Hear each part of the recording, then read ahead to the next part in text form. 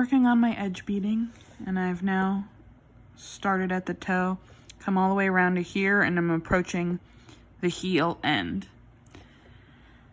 You really want the two ends of the upper vamp to match up to the center line of the heel.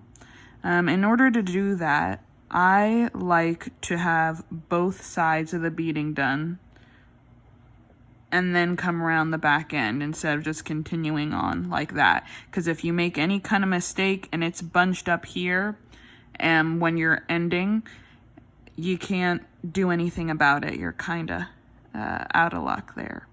So instead, I like to go round to almost where the end curve of the heel starts. I'm going to stop.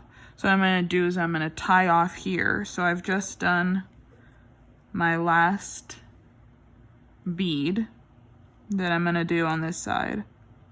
I'm going to go back through that loop that I had made previously to do this blanket stitch.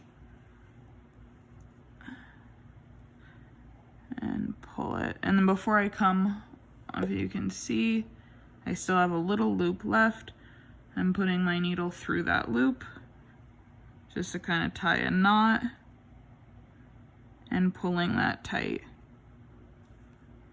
as so.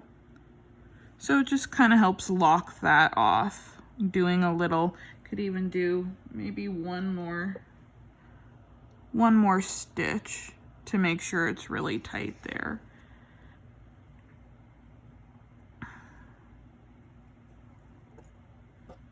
So I just did another loop and came through the loop, and I'm pulling it tight to the work. So now that we kind of have that end locked off, instead of trying to start another thread and coming around the other side, what I like to do, because I find this makes it a lot neater, is I just weave my way back towards the other end. So I'll go through a few beads at a time. Right now I'm doing 6 since we're on a relatively straight edge. To help pull that out, I'm going to use my pliers. And I'm just going to pull it through. Oh, I got a little knot here I have to work out. Okay, now that I've gotten that knot out of the thread, I've worked my way all the way around, just a few beads at a time, going back through, so the thread is now doubled inside these beads. So here I'm coming back out the last bead that I had finished, and I'll need my pliers just to kind of work this through completely. And pulling up all the slack, make sure the beads are still sitting nicely. There you go. So now we have the thread coming out of the center of the bead. Now we've started going this way around the moccasin.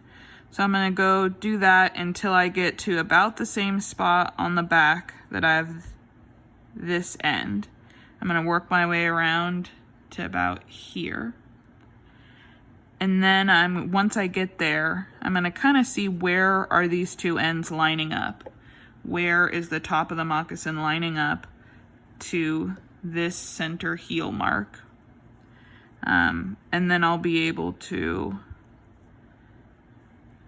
sew this up and then continue around with my beading. So I hope that helps kind of explain how I'm doing the edge beading, what order I'm doing it in, and answers any questions about that. So thank you, and bead on.